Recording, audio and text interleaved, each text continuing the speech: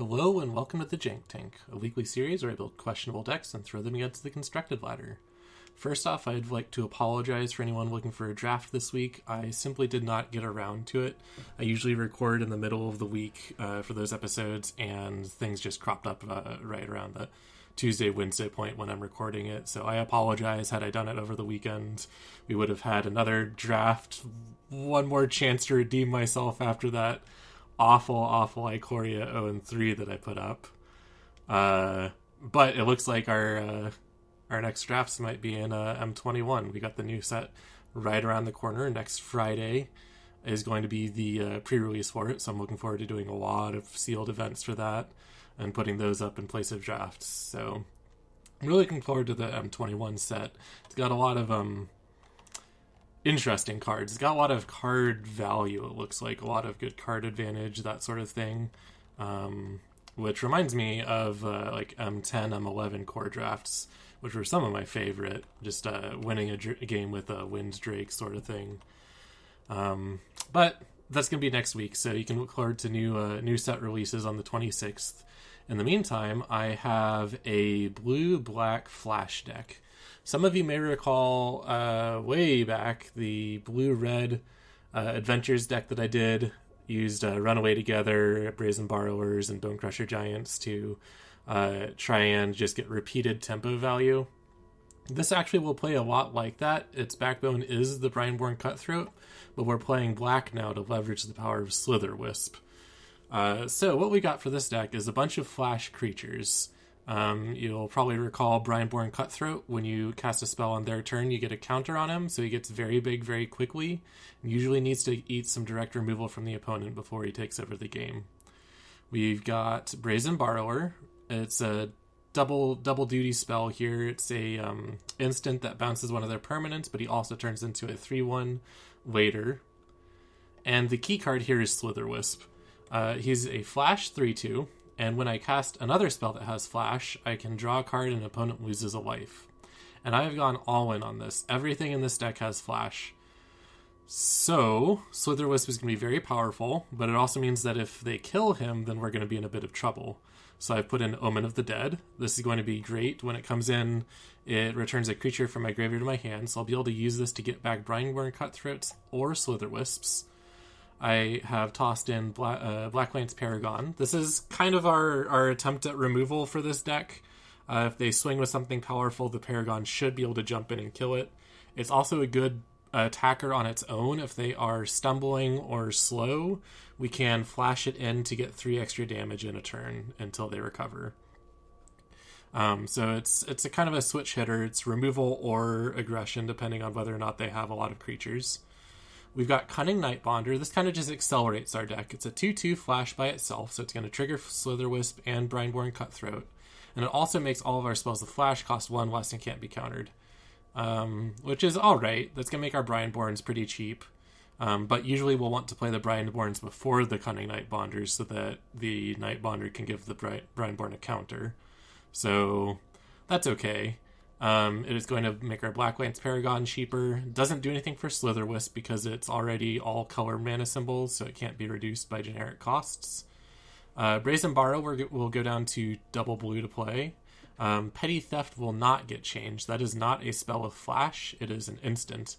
So Petty Theft will remain at 2 mana, which is a little unfortunate, but that's okay. And of course, the same token, Petty Theft will not trigger Slitherwisp's card draw either. That would be nice. We have Ashiok's Erasure, though, that will get reduced, and it's probably the best reason for Nightbonder to be in this deck. Ashiok's Erasure is a counterspell that also has flash. It costs 2 blue and 2 colorless, and it exiles a permanent or a spell from an opponent's that they cast, and then they can't cast that spell in the future until Ashiok's Erasure is dealt with. So this is going to trigger Slitherwisp as well as get reduced by Nightbonder because it's a flash spell. So that's pretty nice. And our other counterspell is Voracious Greatshark. Again, instants don't have flash, but Voracious Greatshark does. So this counters creatures and is also a very big body for us to attack with. So you can kind of see the game plan here. We want to play some cheap threats on their turn, and then answer whatever they play to deal with those threats, either removal or playing larger creatures that can kind of negate our creatures with Great Sharks and Ashiok's Erasures. This is a very tenuous game plan, because if they want to use removal, we need Ashiok's Erasure. If they try and answer with creatures, Great Shark's going to punish them for it. But if they have, like, Shatter the Sky sort of thing, if we don't have Ashiok's Erasure, we're just going to be out of luck. Our best bet at that point is to Omen of the Dead for Slitherwisp and hope we can draw into more things, which is a game plan. I mean, we can do that, so this deck's got a little bit of resilience to it thanks to Omen of the Dead and Slitherwisp's card draw. And we also have Springjaw Trap. This can be a 0-cost flash spell if Cunning Nightbonder is out. It's a good follow-up to make Brineborn Cutthroat bigger immediately, and it's also a bit of removal or a finisher. You can use it to hit the opponent's face if they're almost dead, and you can use it to take out a creature if they are threatening to block. It's got flash, so it synergizes with Slitherwisp, which means that this could just be a nice cantrip towards the end of the game that pings them for a life, and then when you pay 4, you can ping them for another 3. So the deck's got a bit of stuff going on with it, but I feel like this can be dismantled by well-timed or well-placed removal spells and counter spells. If they take the Slitherwisp out of our hand, we don't have a lot that's going to impact the board. We have Brineborn Cutthroat and Slitherwisp as main threats, and everything else is kind of mediocre and can be played around. So we've got to make sure to protect these. They're going to be what we're going to be returning with Omen of the Dead for the most part. We're going to try and bait out removal with Cunning Nightbonders and Black Lance Paragons, and hopefully sticking these two guys. Over on the lands, you've probably observed already we've got a lot of double blues and a double black. So this is a pretty bad setup for our mana. We are leaning towards more blues. Actually, this setup is not right now. I'm going to adjust this real quick. I think it was leaning towards more blues, but then I added the Ziggoth Triome, and it must have taken out islands in place of it. So I'm going to take out 2 swamps. Do some island real quick. Alright, that should help.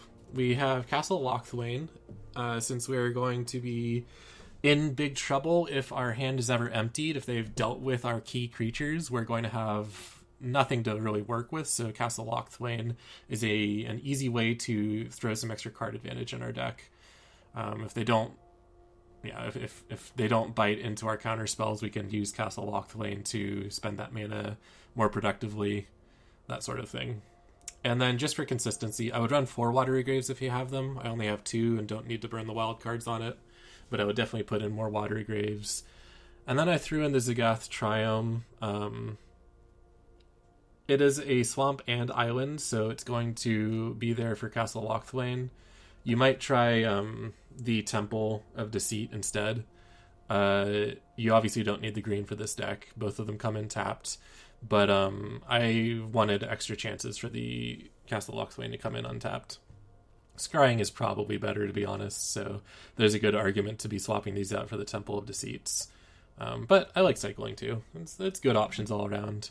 If you're doing well, this deck can draw quite a bit, so there you have it. We will attempt to get some wins in and see how it goes. Been mostly successful with it so far, but like I said, it's got some bad matchups. I think mono red aggro probably runs over it. Now this is a deck much like the Gallia deck. It is very dense on creatures, so against mono red we may be able to just throw enough stuff in front of their guys that they stumble, and then we can recover and turn the game around. Having a very creature dense deck is nice. It means that a lot of your spells will be proactive. But it also means that if you run into, like, a big creature, you might just be in trouble. Being light on removal is not my favorite place to be.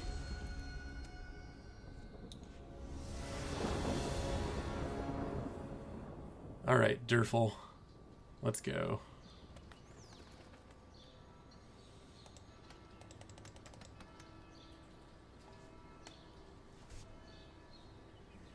This deck also has a lot of trouble with Teferi, as you might imagine. It's hard to cast stuff on your opponent's turn if Teferi's in play. He just shuts off all your instant speed stuff. Fortunately, it's creature dense so that you can try and put pressure on the Teferi. We're also running blue, so you can sideboard against Teferi pretty easily. We'll look at that at the end. But yeah, Teferi is another major weakness for this deck. Whenever you do super focused things like this that go all in on like a 1 or 2 cards, you end up with some weak matchups like that. I don't know what's going on with Durful though. Maybe they're just AFK.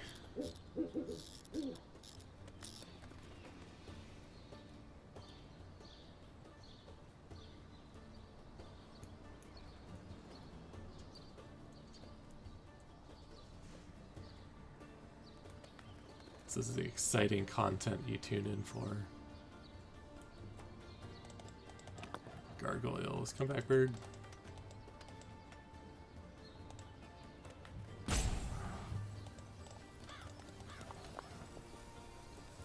decided to do this deck now so that later in M21 we can revisit another blue-green flash deck. I think blue-green's going to be the way to go. There are a lot of good instant speed options in the new set. I think that the end of turn card for 6 mana is worth at least testing out. I think it's going to be quite good. I think that this is an okay hand. Get 1 Swamp when we're pretty good. I think that their new Cryptic Command style spell, choose any of the 5 options to counter a spell, bounce a permanent, create a creature, token, all of those. It's going to be quite worth the mana. If that deck has a problem, though, it's probably going to be in surviving aggro. Well, we didn't get a swamp, and it looks like our opponent's not AFK anymore. So we'll see how this goes.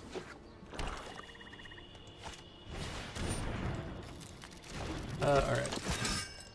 So, we're going to get some card advantage, it looks like.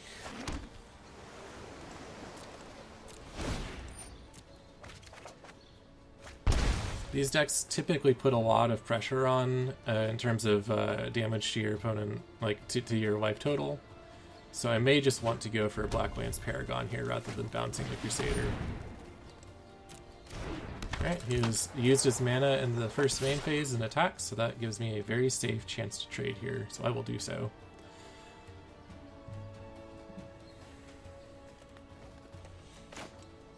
This is going to buffer my life total and... Oh, he's got menace, so I can't. I should read cards more often. Well, the good news is he might burn removal on that Black Lance Paragon, which is what I want. No attacks, I am ready to block.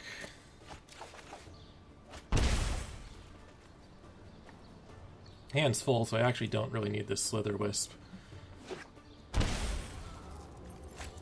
Rankle. Okay. I don't know if I'm okay with Rankle.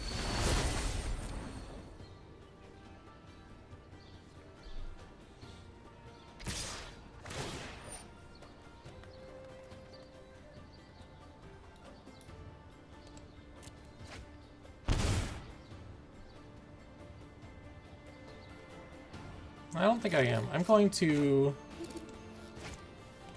return Rankle to his hands. Kill the thief. And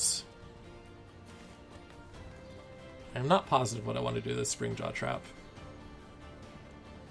Or with this extra mana. I might just Omen of the Dead to get Black Lance back.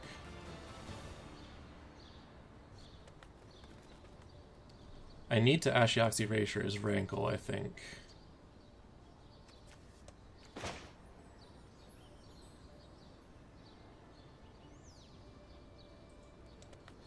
This Crusader is quite a nuisance for me, though.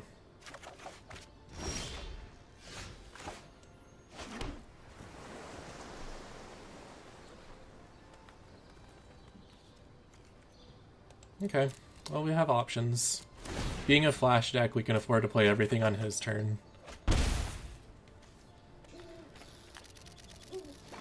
Play Bastion and not Rankle. Okay.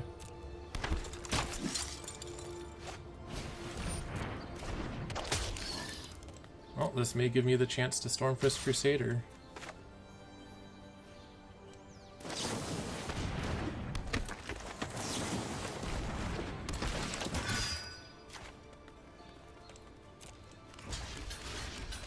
If he doesn't have an Infuriate, now if he does have something, then this will be bad, but he chooses to kill the Blacklands Paragon, interestingly. I am very happy with that. So now we've just got to worry about this Rankle, and I've got Brazen Borrowers to deal with it.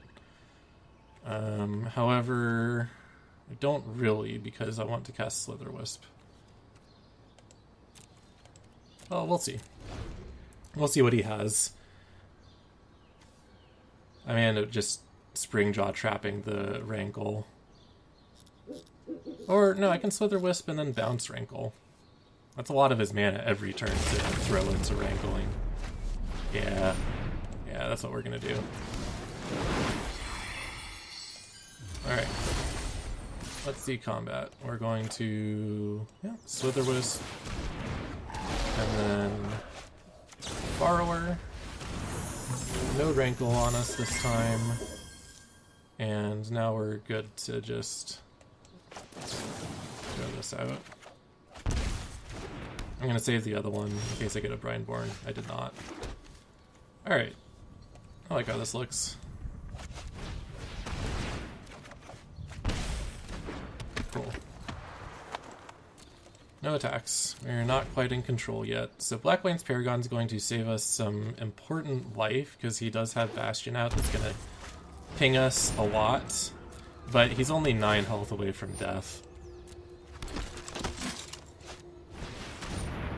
Actually, do not like that.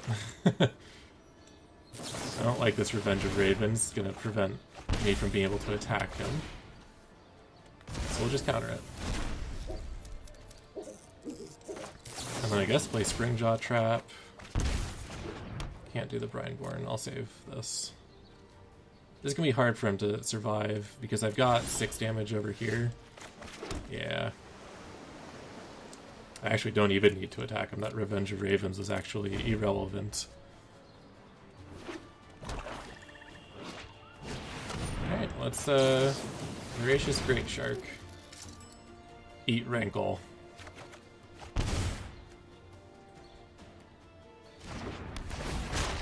Got him. Maybe he'll play another one. I'll have to play a Brazen Borrower.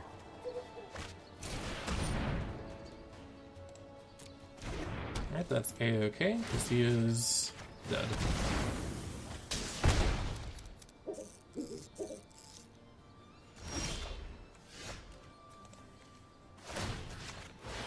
Alright, success. I was a little worried with that Stormfist Crusader, but we got our lands and that's what's important. Now we go to Platinum.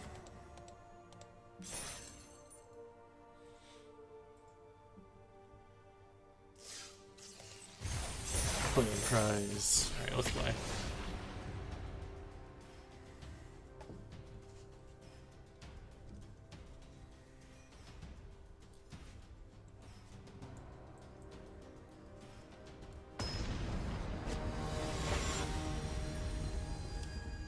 Loso Grande. 36. I like this land setup. Oh, we're still missing an island, so that could be could be bad. I'll keep it though.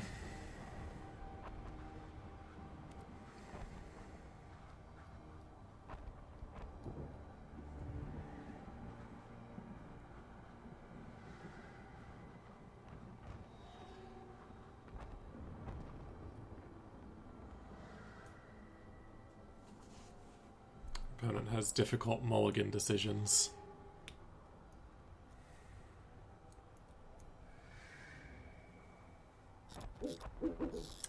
I don't know how this deck does against the typical Pridemate style black-white life gain deck. It's hard to burn them down, and their creatures are pretty dangerous.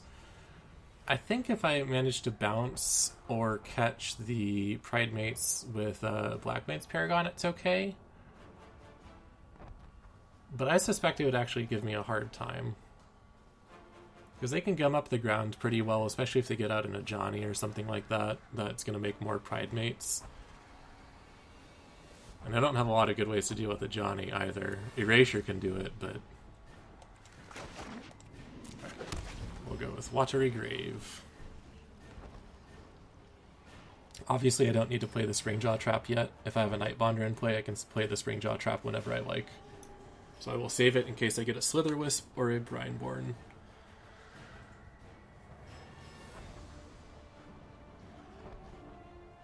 Or perhaps his mulligan decision wasn't so difficult and he was merely AFK.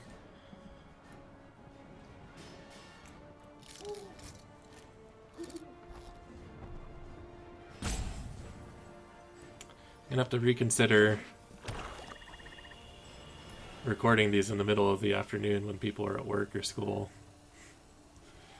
Seem to get a lot of people that are not quite at their computers.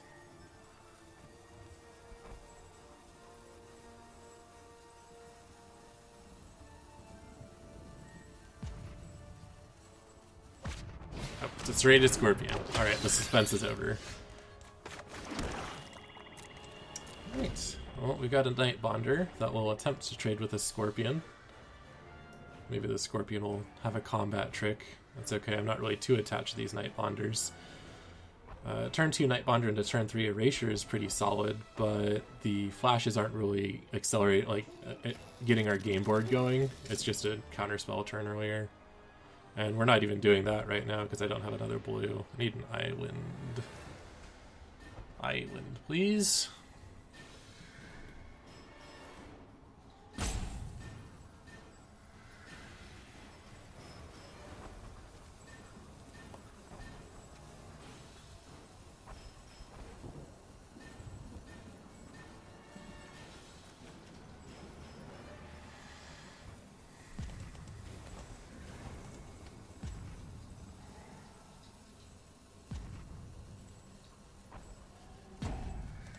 Alright, he's gonna miss his lands drop. Nope, he gets it. I wonder if he's just trolling me. Is he intentionally just taking the entire full amount of time?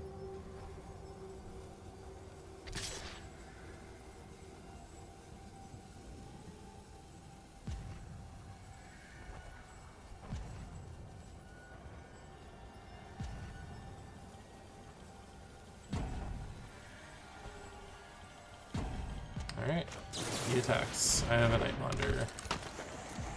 Let's block, see what he does. Alright, we lose 2 life.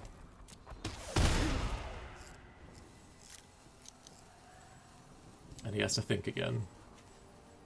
Carefully consider what has just transpired.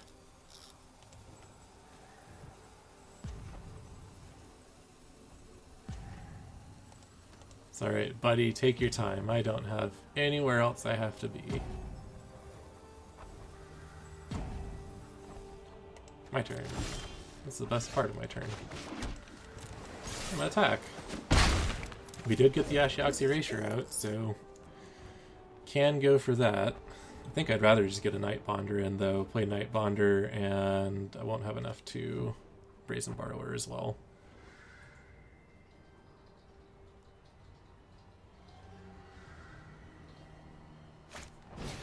Butcher. Okay. Alright, you coming over? Gonna swing? Alright, I got another Nightbonder. Butcher actually would have been a pretty good target to Ashiok's Erasure.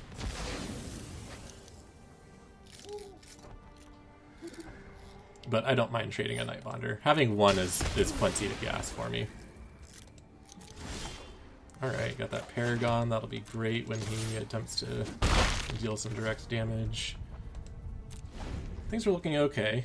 I kind of want to just run out this Brazen Borrower so I have some more damage to put up pressure on, instead of saving it to bounce something. So if I don't know.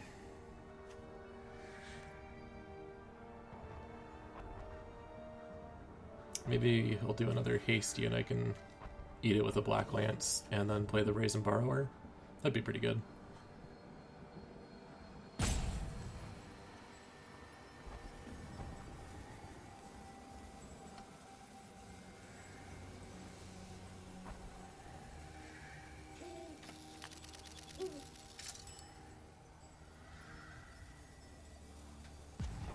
He's meticulously planning out how he's going to use both of his manas.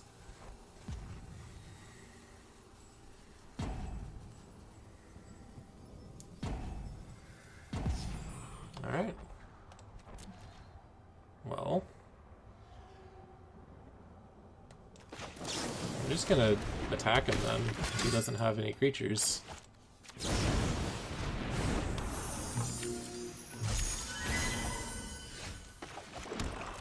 We're gonna get in for 8 damage.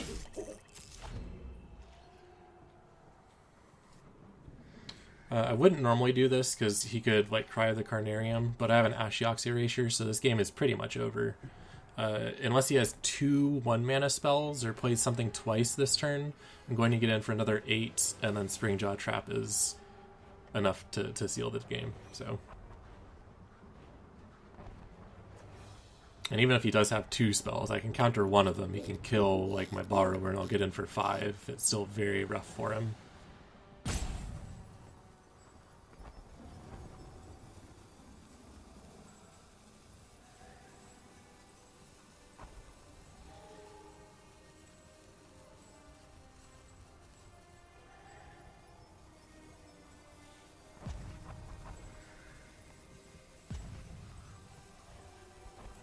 One good thing about playing this style of deck, besides just the level of control it can give you sometimes by having access to counter spells, since it is proactive and plays creatures as well as control, you are very good at punishing decks that stumble on their lands.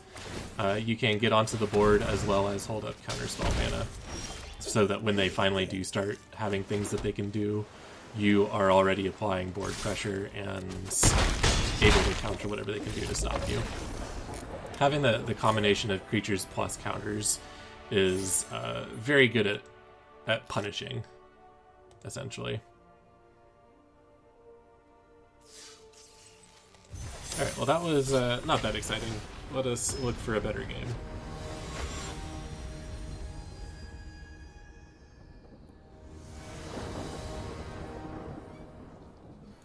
Okay.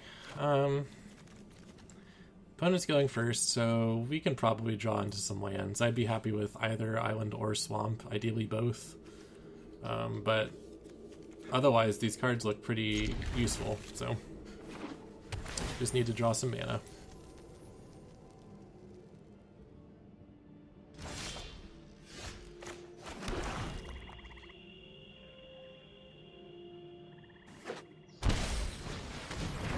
Alright, so we've got aggressive. I'm going to be putting out a lot of tokeny stuff. For this, I think I want to go with a Nightbonder first, and the reason that I say that is because I'd like to go 2 creatures next turn. That actually might not be the right play.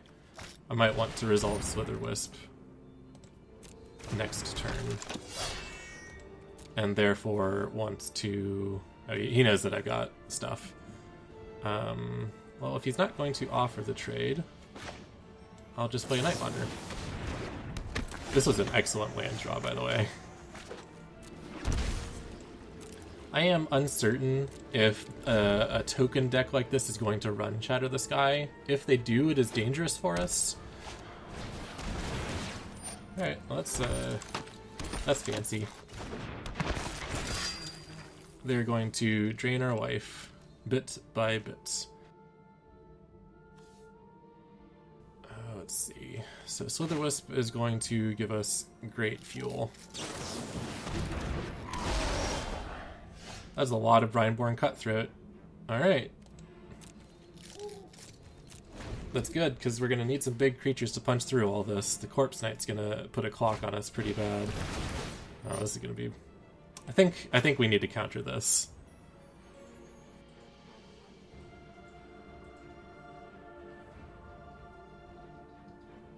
Yeah, this got to be countered.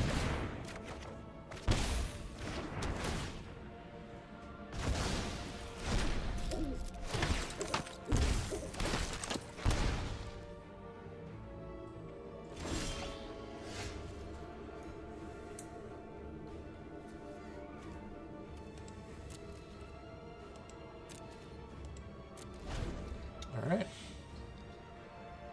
I am concerned. It's destroying Assassin's Throat, or the Ashiok. Alright.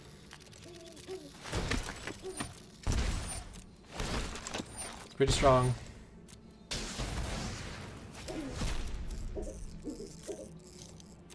Let us get this. Maybe they'll attack. Somehow I doubt it. Let us make an army.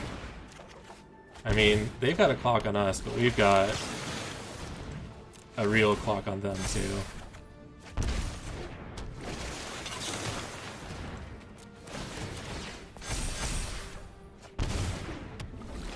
Unfortunately,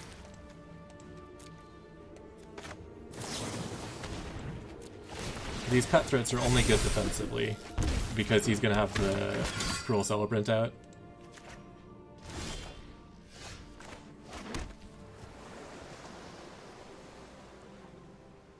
Fortunately, though, the Slither-Wisp is going to be doing double work.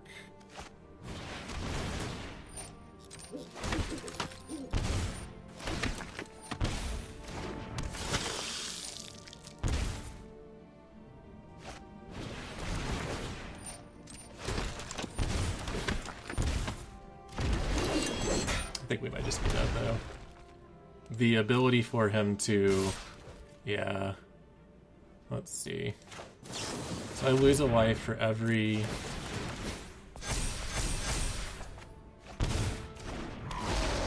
Okay, so here's the play. We return the Cruel Celebrant and eat a bunch of his tokens.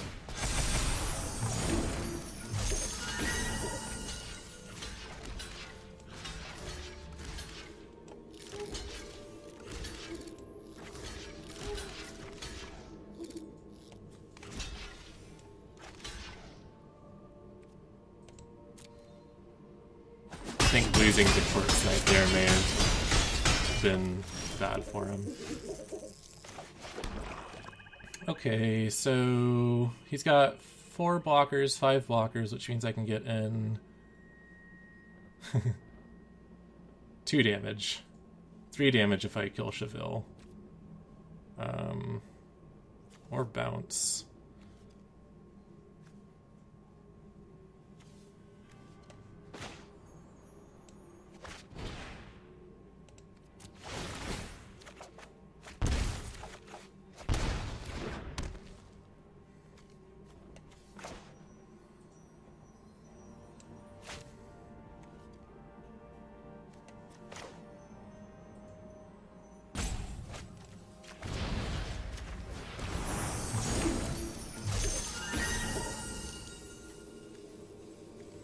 I can attack for an awful lot.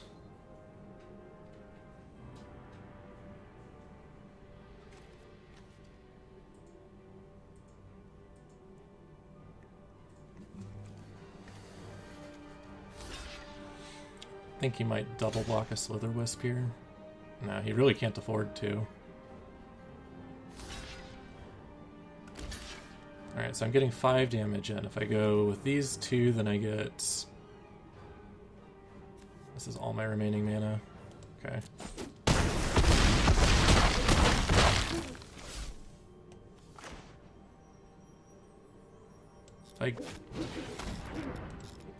If I draw a... Nope, I did not. Oh, wait. Yeah. Okay, sorry. What just happened is I just cast another flash spell, which means that he is losing more life, and that's the last one. Very close. His token engine was incredible. That Cruel Celebrant had me quite scared, but he should not have attacked as aggressively as he did. Losing the Corpse Knight was a bad deal. I like that deck. I kind of want to play that. There's a lot of tokens.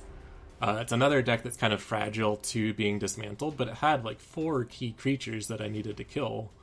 Had those 2 heroes, and the Corpse Knight, and the Cruel Celebrant. And as long as those guys were up, it was bad.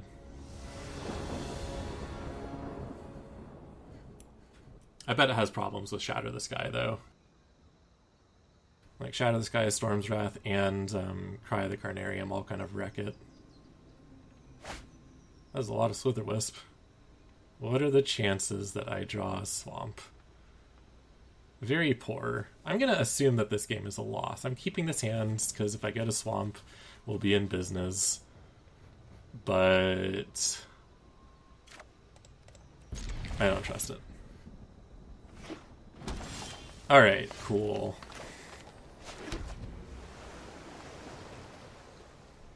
Now I just need him not to have anything super quick. And we will Super Slitherwisp.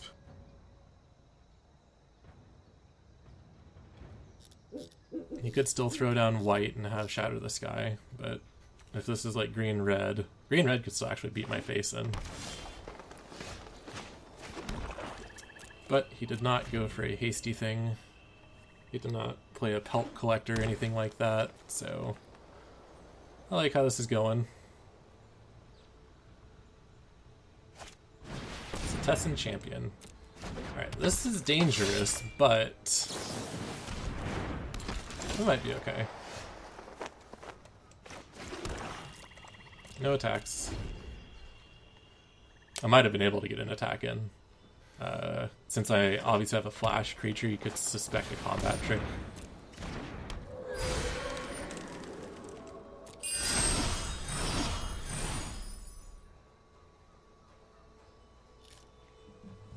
So if he doesn't have Banishing Light, Brazen Borrower can just reset his Tessin Champion threat later in the game, and in the meantime I can Slitherwisp. Yeah, okay. I could bounce the Dryad right now and make that fizzle, but it was okay. He is diversifying his threats, which is a smart play, so now my Brazen Borrower is much weaker. I'm actually going to give him the choice since he is tapped out. He can kill the Nightbonder or the Slitherwisp. He will most likely go for the Slitherwisp because this is an insanely dangerous card. But this will preserve my life total, and I have more Slitherwisp that he doesn't know I have.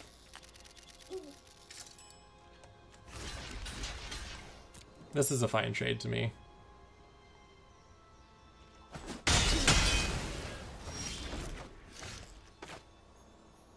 Alright.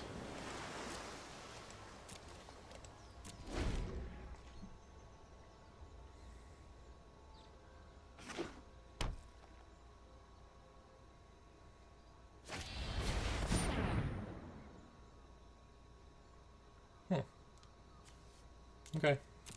Guess that's fine. I am going to erasure this.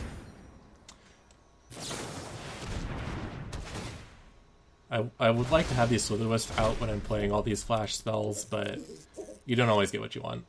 This is an important card to deal with, and he's running out of steam here. I'm just going to play to the board, try and stabilize.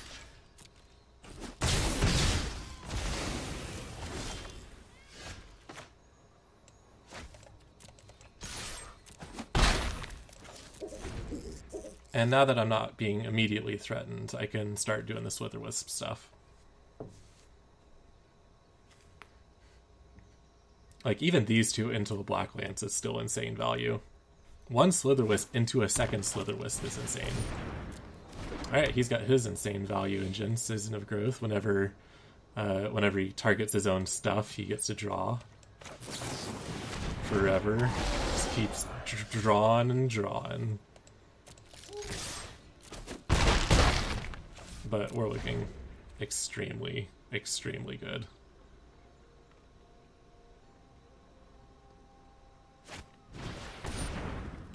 I'd like to point out that the turn that I cast Ashiok's Erasure and Black Lance, Cunning Nightbonder saved me 2 mana that turn, which gave me a huge tempo swing. Instead of only having like 3 mana, I cast 5 mana of stuff.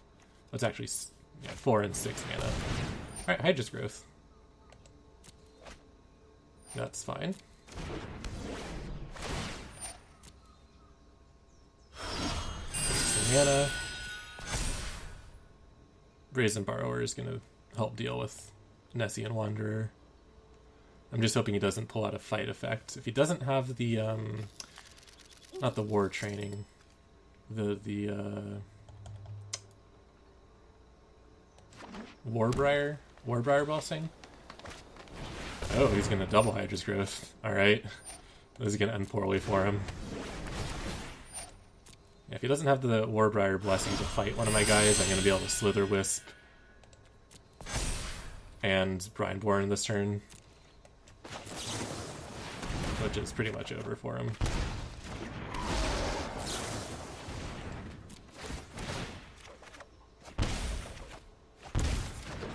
Right, we got some Omen of the Dead redundancy too. Okay, so I'm just going to go ahead and bounce during my turn because I don't want any shenanigans from him, and I have a great combat step.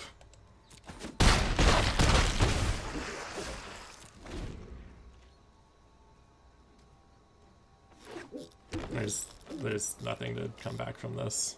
It doesn't matter what's in his hand.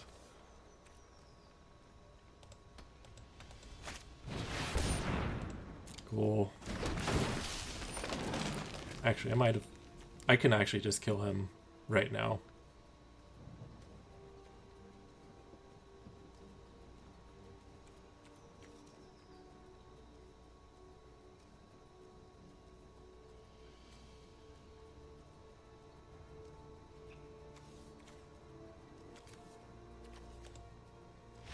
Okay, you can see it's, yeah. It's too much tempo.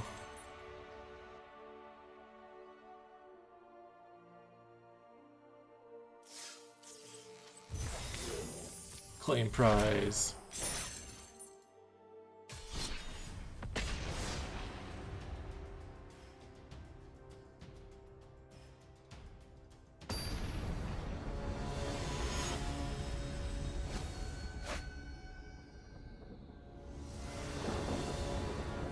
Alright, Dawnfly, let's go.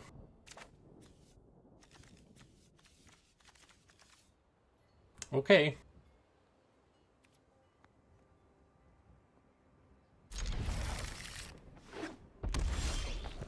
Oh, I don't like that mountain. So you can go Cunning Night Bonder, and if it doesn't die, Brindborn Cutthroat, Springjaw Trap on their turn. If it doesn't die.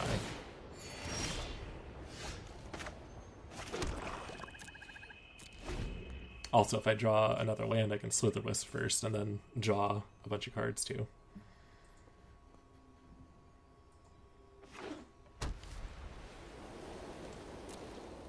Alright, looks like he's saving some burn to deal with my Brandborns. We'll just play the Night Bonder here. He can kill it if he wants. Surprise! Didn't get that land, but we'll go for another Night Bonder. I'm fine throwing Night Bonders into a Scorching Dragonfire.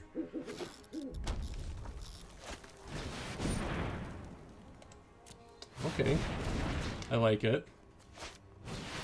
Cavalier. Alright.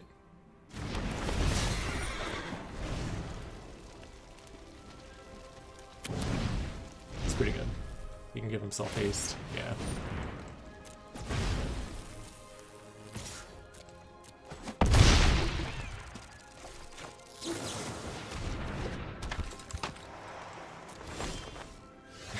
Another Night Bonder. Alright, needed some lands instead, but we'll try and work with this. Oh no, we're in huge trouble. Unless his hand's just dead after this. He did discard it and draw a bunch of stuff. He might have just gotten lands.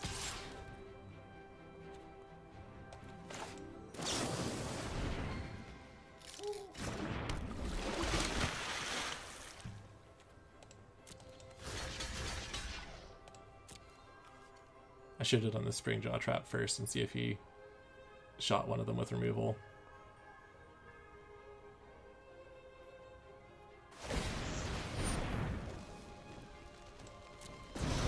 Maybe he'll spend the rest of his mana. Doesn't have Trample, so I'm not sure why he did that. Maybe he was trying to get me to do this right now. I assume he has another piece of removal. The double black was ambitious, but I feel like I had to go for it. If we're lucky, I'll get, it's not even lucky. I was like, if we're lucky, we can bounce it with a Brazen Parlor, but... Alright, we did get lucky and got a swamp, which is exactly what I needed. Actually, I could use an island too, but one thing at a time.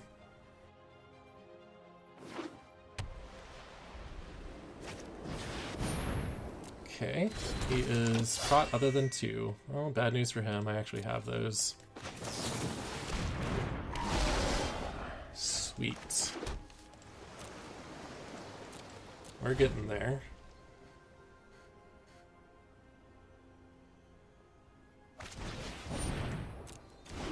Interesting.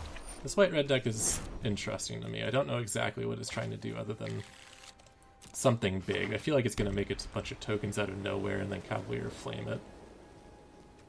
Let's see if he goes to... Yeah, he does.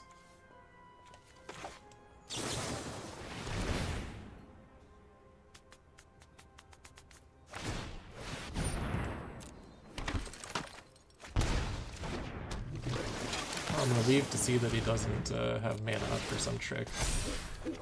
The deck might not have that many combat tricks. It does have Deafening Clarion though, so I gotta be careful. I feel like Ashiok's Erasure is going to be very good here. Now, do I...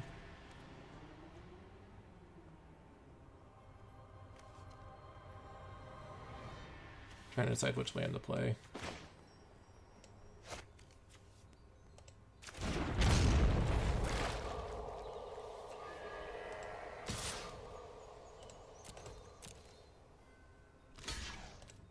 I'm fine with that trade. I'm worried about my life total. I'm not worried about what he has in his hand. Because of Ashiok's Erasure. 2 of them is going to nuke a lot of his deck. Alright, well, that's...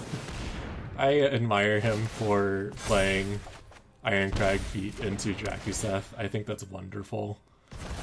That's not going to stop me from destroying him for it.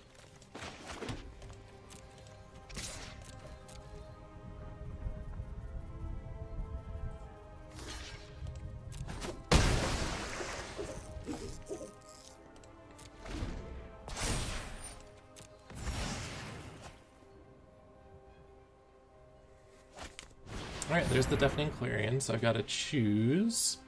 Do I counter it? I've got the Slither Wisp. I think I do just counter Deafening Clarion. I'm worried about Haktos. Because I don't really have a 4-drop and he might just become protection from other than 4. But I like my Slither Wisp. I might have chosen differently had I known I would just draw Slither Wisp. Okay. Alright, well. That is what it is. I am not going to cast Brianborn right now.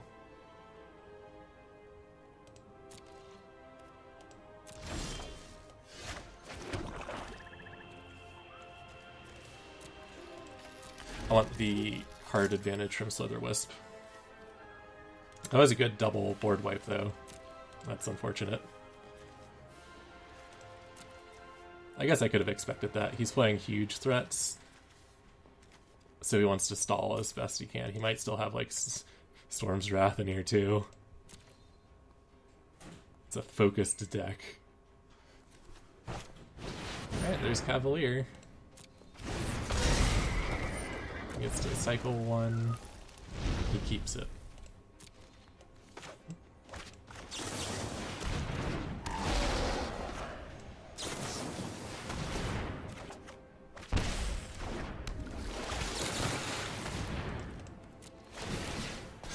Get rough for him.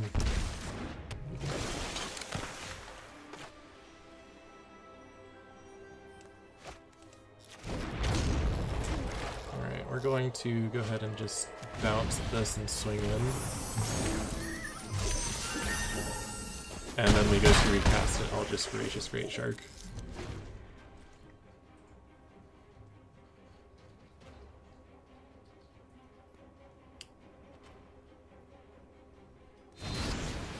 Bone Crushers. That is a good choice. Can't do anything about it. But if he goes for the Cavalier now... Oh, he can't. He is out of... Okay, so he still can cast the Bone Crusher.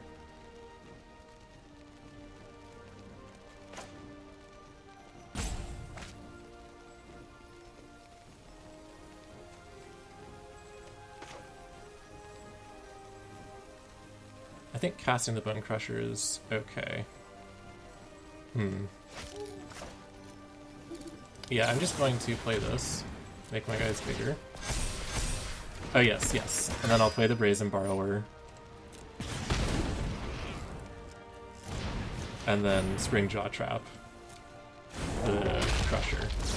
And we've done it.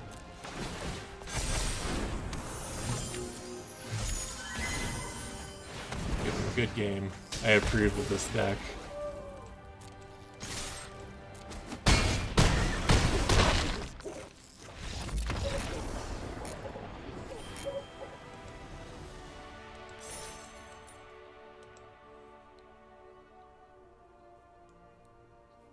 Alright, let's go one more. See if we can keep up the winning streak.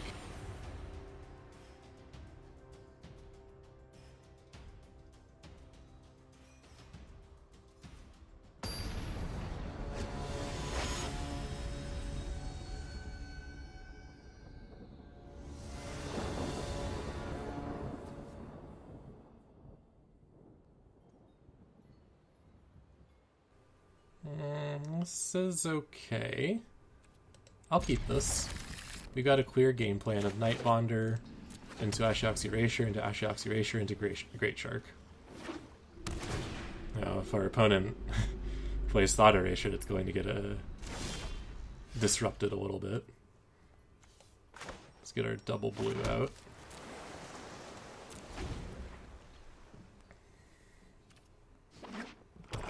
Oh, Thought Erasure isn't that terrible. Getting the Great Shark's bad, but we can still double Ashiok's Erasure him.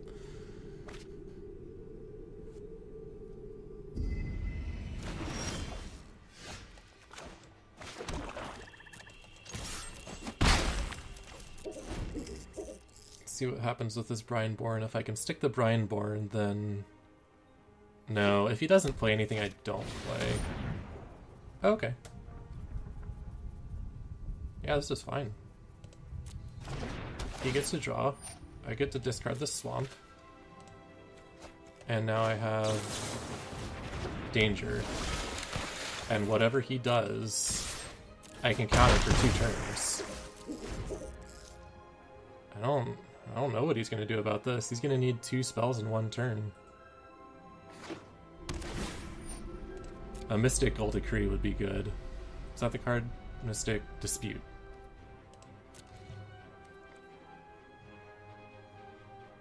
Yeah, I'm not tapping out. 3rd Ashiok, okay.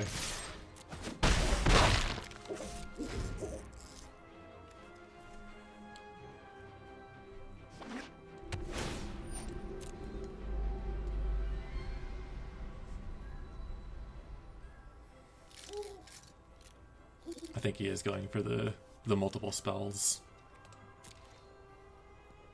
I'm just gonna play this Black Lance. He can counter it if he wants.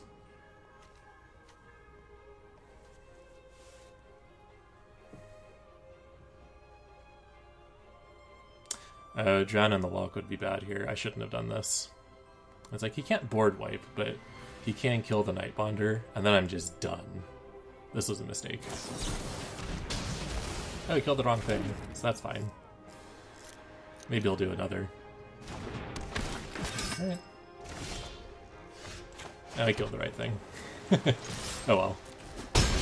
He's got 2 turns, and I've got 3 counter spells, so let's see what he can do. And at some point I'll be able to just Slither Wisp him to death.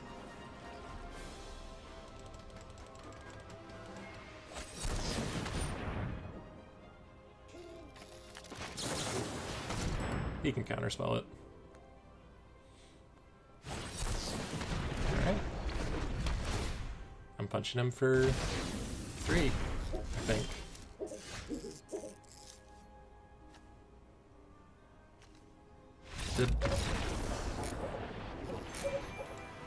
Why did that resolve? Oh, Cunning Nightbonder. I forgot it has another text on it. Cunning Nightbonder says that my spells with Flash can't be countered. That's incredible. I completely forgot. As did he, apparently.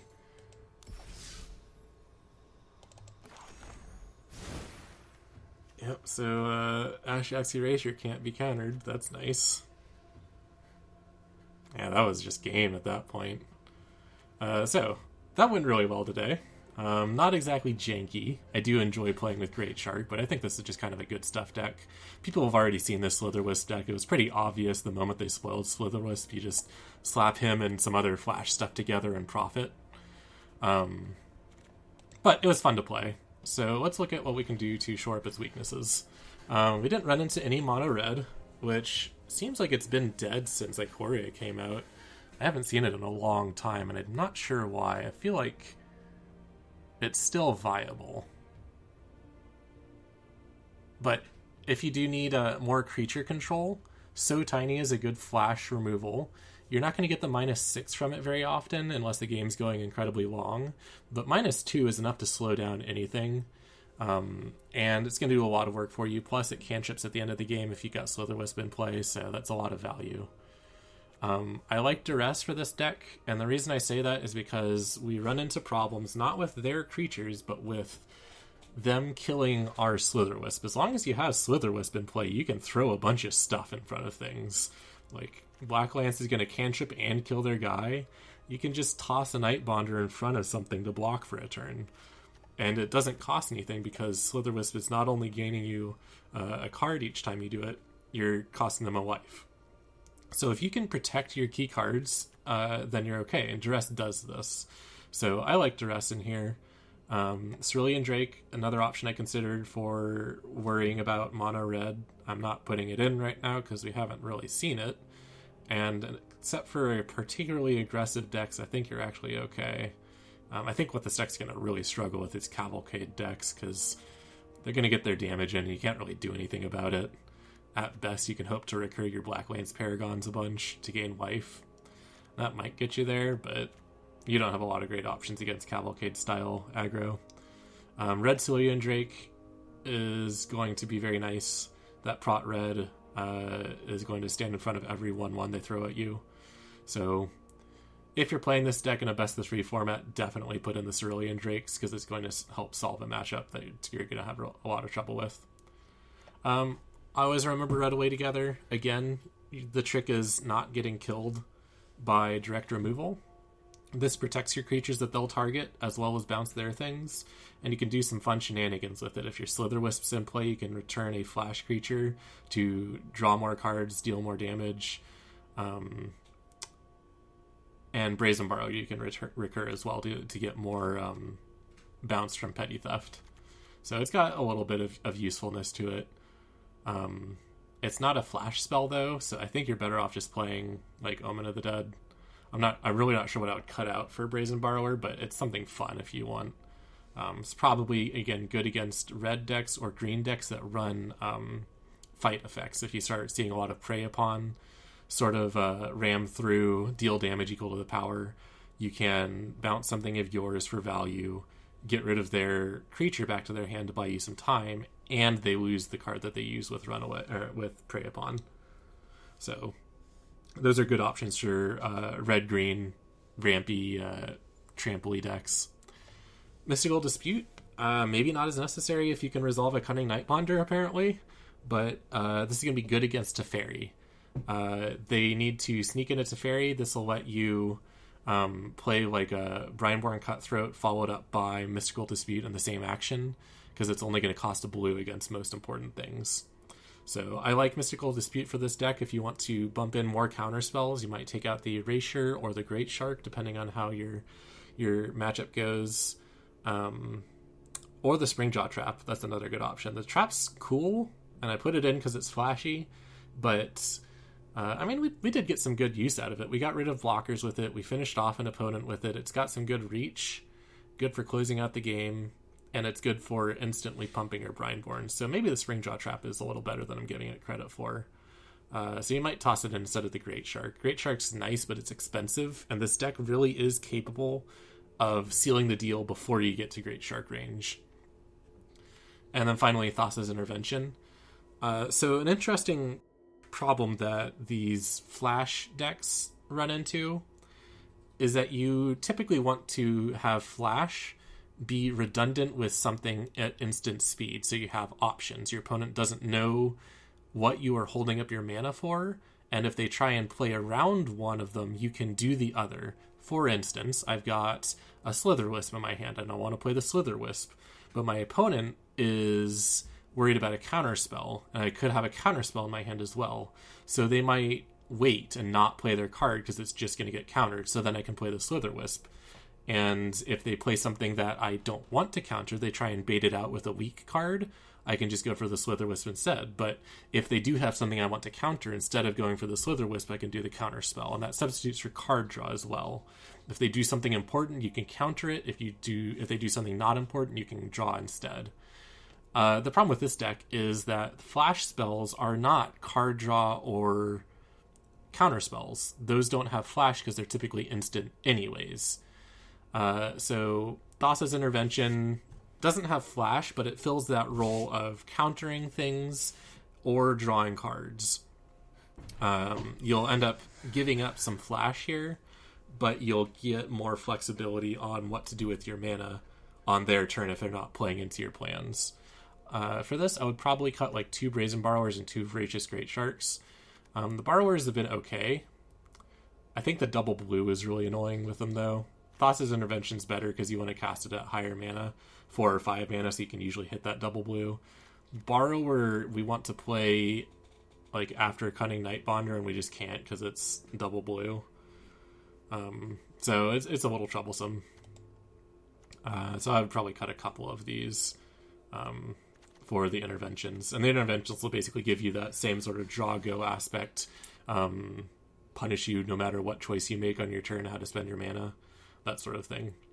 I liked this deck. I think Flash plus removal and counter spells is nice. I wish there was another flashy removal spell, but the Black Lance Paragon did enough for us. He did pull his weight in terms of attacking. We got some good swings in with him. It was very nice off of Cunning Nightbonder for just a black. I think pretty much every card in here I felt like did what I wanted it to. So I'm happy with how this turned out. Next week I will have an episode, but after that we're going to be doing new M21 stuff. Again, not sure what I'm going to build for next week, but it'll be something with Ikoria because M21 won't be available yet. And then after that, we're going to be doing a whole new field of decks with M21. They've got Baneslayer Angel, they've got Beefy Green, so I'll probably try and do some sort of like Bant or green-white aggro. Probably going to die miserably to removal spells, but that's how it is. We'll play Keep Safe. That's how you know it's a good deck, is when you're like, oh, I should put Keep Safe in here. Didn't even put Keep Safe in this deck, and I want to protect my permanents here. Alright, so we'll see what happens for next week. I will be back, and I will try and upload another draft this next Wednesday. I'll try and get another one in before M21 launches. So thanks for watching, and we'll see you next week.